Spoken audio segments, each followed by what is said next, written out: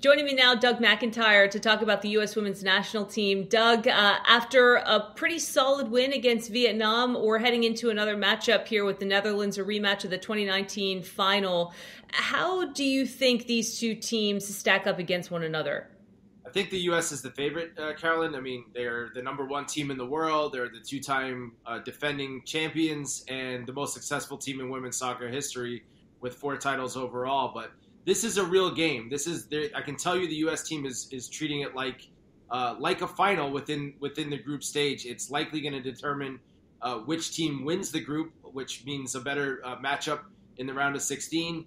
And the Vietnam game was a little bit weird. It's a completely overmatched opponent that really had no interest in doing anything but defend. We saw that. It was a 3-0 final, but the U.S. had a lot of chances that they didn't put away. But Vietnam didn't even try to take a shot in the game. They had 0 shots on goal or otherwise. I think their thought is because goal difference could determine the team that advances to the second round, that they couldn't come out and play and risk opening themselves up and losing by a wider margin. So this game's going to be a lot different. The Netherlands are going to stand toe-to-toe with the Americans. They have something to prove, certainly after losing that final 4 years ago. They will be solid defensively, but they're also going to come out and attack. So a much more representative game of what the highest level of women's soccer is. And, I think everybody on both sides is really excited for it. You mentioned some of the goals that they left out there, some of the attempts anyway, against Vietnam. Rose Lavelle had a couple of beautiful opportunities that just didn't go in. I mean, when you see them sort of leave a couple of goals out there, is that a good thing to you, or is that indicative that this Netherlands matchup might be tougher than some people would like? It's never a good thing when you're missing scoring opportunities. I would say the thing that is good is that they're creating those chances. But to your point, the U.S. is going to have to be a lot more efficient. They're going to get fewer chances, and when they come, they're going to have to score them. I'm glad you mentioned Rose Lavelle. I think she's a real key to unlocking that defense that the Dutch has, a strong defense. Lavelle hadn't played a match since April, Carolyn. She was coming off a knee injury. And really, I think bubble wrapped for this matchup against the Dutch. We remember Lavelle. She was the breakout star of the last World Cup in 2019. She scored in the final, the back-breaking second goal late in that match to make it 2-0 that really put it away and gave the Americans their second consecutive title. So I do expect Lavelle to start in this game. And she's the type of player. She's a unique player in the U.S. Player pool in that she's creative. She can run out of the middle. She can score. She can pass, set up shots, and I think that that's the plan is to have her start from the beginning in this game. She played the final 27 minutes off the bench against Vietnam. Fully expecting her to start. I spoke to her after the opener. She said she's capable of going 60 minutes. She's capable of going 90. Whatever Coach Vlatko Andonovski needs, that was her message to him. So I think we'll see a little bit more of a cohesive attack. The U.S. team they weren't happy with themselves for leaving some of those goals on the table. Alex Morgan in particular, you could tell she was upset. She missed the penalty kick. So they know they could have done better, but first game jitters, again, against the team that really sat in and was only interested in playing defensively. So I think this game will play out a lot differently, but the U.S. team knows that when those opportunities come, they have to score them in this game. From what you know about Alex Morgan, is there any doubt in your mind that she'll be able to shake off a really surprising miss on that penalty kick? No, not at all. You're right. It was surprising, uncharacteristic. You would bet your life that Alex Morgan would sink that. Again, she was disappointed in herself, I think. And, I think that's not great news for the Dutch because she now has a chip on her shoulder. She wants to come out and show, that's not what she's about. We know what a great player she is. She's going to be motivated to score. I think the whole U.S. team will be. Sophia Smith, who scored 2 goals against Vietnam and set up the other one, another dynamic forward for the U.S. We saw how Morgan and Smith combined on the first goal that the U.S. scored the other day. So I think, again, in the attack, the U.S. team, they know they have to score. And Alex Morgan, I think if she gets another chance from the penalty spot or otherwise this time, I would bank on her to finish that off.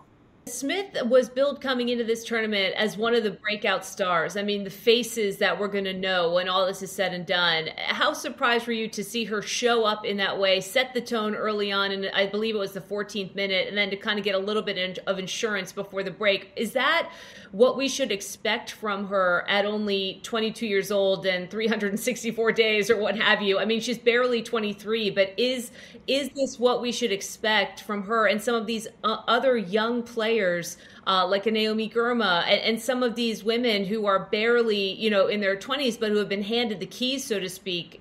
How ready are they? I think they're ready, and Naomi Girma certainly is. She's very impressive young center back, but really Sophia Smith, I agree. I think she's going to be a household name in America and beyond when this tournament is over. She's different than anyone else. You could see how locked in she was in that match. She didn't look like it was her first World Cup game. Same for some of the other newer players, Girma in particular. But Sophia Smith is, for all her, her smile and very, very nice, person to talk to off the field. Very mature for her age, but she is a cold-blooded assassin when she's out there. She really is. So she was, she didn't squander any of her opportunities, and she scored the 2 goals. She's been asked, does she think does she want to compete for the Golden Boot as the top scorer? She said every time she's been asked, I don't care, I just want to win. But her goals are going to help the U.S. win, and again, I think she's one of the top players on this team, and I was incredibly impressed with her. I wasn't surprised at all by her performance, and more important, I don't think her teammates were surprised at all. There was a video that circulated after the game where the U.S. players were asked which one of your teammates is going to score the first goal, and just about every one of them said Sophia Smith. So they're not surprised. She's the real deal, and the best is yet to come from her in this tournament, I'm sure. Incredible. And to see Megan Rapinoe come off the bench and pick up her 200th cap as a member of the U.S. women's national team, even though arguably maybe some of her best soccer is behind her just in terms of what she's able to do physically, how big was that moment for her personally to just join a very finite group of women who have made so many starts in that jersey? Yeah, so she was asked afterward how she felt. She said it made her feel old. She's 38 years old, but she's a really important player on this team. She was the best player at the last World Cup in France when the U.S. won. Scored the game-winning goal in the finals. She was the co-leading scorer in the tournament. That was really her tournament. She was the star. Different role for her this time. I think she's going to continue to come off the bench. I've seen some people online questioning, whether she still has it, whether she should be on the team. But I can tell you that the U.S. players still revere Megan Rapinoe. They know that she's such an important part of the group off the field. Her experience, she keeps the team loose. She's as cool as it comes. She doesn't get rattled by anything. And having her in the mix and having her come on late in the game. I mean, I was joking with some of my colleagues when the U.S. is up, is leading in that game, and they're bringing in Rose Lavelle and Megan Rapinoe off the bench. I mean, when your opponent is seeing those players come in, I mean, it has to strike fear in their hearts. So I do think she has a big role to play, even though it'll be quite different than the one she occupied 4 years ago. Well, it's interesting you say that, because even to a naive eye, somebody who is not covering the team the way that you are and knows the game the way that you do, you can sense that she gives everybody else a lift when she comes off the bench. It's almost like the young players see her and Lavelle coming in and they realize that if things were a little bit stagnant, they need to pick it up. Or there's something about a momentum shift, an energy shift when she's on the field where it almost feels to me, watching on the outside, like the younger players want to play a little bit harder for her. I mean, do you observe any of that in terms of what her role is going to be in not only keeping these young players calm, but also giving them that sort of motivation to push a little bit harder, especially against an opponent like the Netherlands, which, I think you and I can be frank about, is going to be a much tougher test.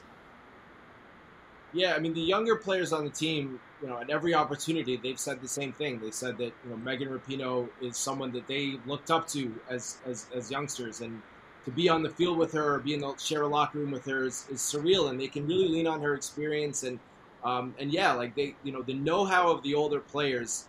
I think for this group that they're going to make their own name. This young generation, they know that they have a lot to live up to. The standard has been set so high by the women's national team, throughout the years, and that's been the case since the program started. I mean, they won the first Women's World Cup. We know all about the 99ers, that iconic moment when the U.S. won the World Cup on home soil back in 1999. And those women inspired the 2015 team. And the interesting thing now, Carolyn, is that a lot of youngsters on this team, they look at the 2015 team as their version of the 99ers. Some of these players weren't even born in 1999, so it's really interesting. Sophia Smith, one of them, by the way, so is Naomi McGurmis. So for them to play with the likes of Alex Morgan, Megan Rapinoe, they want to live up to the standards that those players set. And I think that you're going to see that manifest. And I think you already have, but I think you will, and certainly against the Netherlands, which, like you said, this is the real deal. This is a world-class opponent that they know that the U.S. players know they have to be at their best against. And I think that they are prepared, and I think you're going to see the best version of both teams in this match coming up on Wednesday night. Which matchups specifically will you be paying attention to? And do you expect a lot more physicality in this matchup, obviously, than what we saw in Vietnam, where the Americans really possessed the ball for the majority of the match? Yeah, Alex Morgan spoke after the game about how physical the Dutch team is. I don't think that's anything the U.S. is going to shy away from.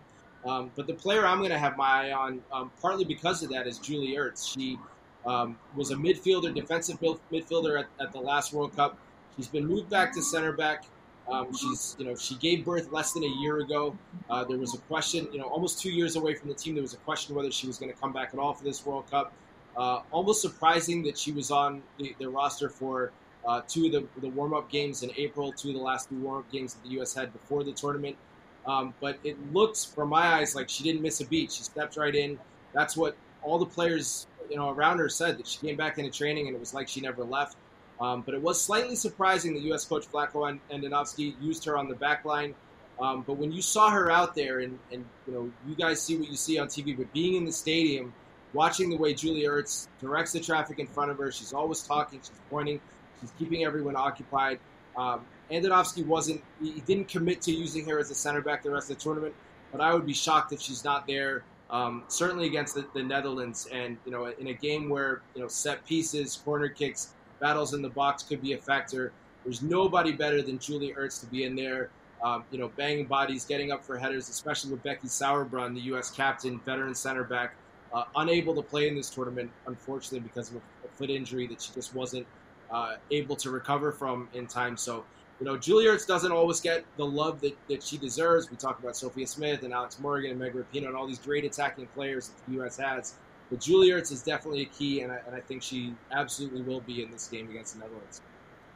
I love watching her play because she has such a grittiness and her intensity. You almost just feel it come through the screen. She's such a fun player to watch. And one of the soccer moms that we've been joking around about on the roster, who are anything but your kind of typical soccer moms. But like you said, coming back from having a baby and just looking like she never, missed a step is just incredible to see. If there's one thing that the U.S. women need to do better, we saw something of a cohesive effort against Vietnam. We saw them creating the opportunities, even though some of those goals didn't land. Offensively or defensively, what are your key takeaways in terms of execution, things that they must work on that they didn't do as well as they should have in their first match? Yeah, so the lineup that played against Vietnam had never played together before. That starting 11 had never played together for the U.S. team. And I think you saw that they were a little bit disjointed. That familiarity wasn't there. Certainly some nerves from some of the younger players, from all the players. It's the first game of the World Cup. So, generally teams, they get better, they get sharper as the tournament moves on. I think you're going to see that. Again, we talk about the efficiency. Good to get those, misses out of the way. I think in the opener, goal difference could come into determining which team advances. So I think that's where some of the frustration came in. But it's hard to quibble too much or to get too upset at a multiple goal win, a 3-0 win where you don't allow a goal, and of course they didn't even allow a shot. But now that game's out of the way, they know that they have to have a better performance in this match. And I think they'll build on that as the tournament goes on. Feels like soccer is just having such a moment stateside right now. It's just really fun to see it at the top of every headline on every show, particularly around the U.S. women, who are just absolutely shattering ratings records. No surprise to anybody here at home because of how special they are. And like you say, how they just continue to move this well-oiled machine from one generation to the next. Just when you think they might be out of superstar players, you get a Sophia Smith scoring a pair of goals in her debut at a World Cup. It's been so fun to watch. Thank you for the time. Enjoy the rest of the experience and hope to check in with you along the way.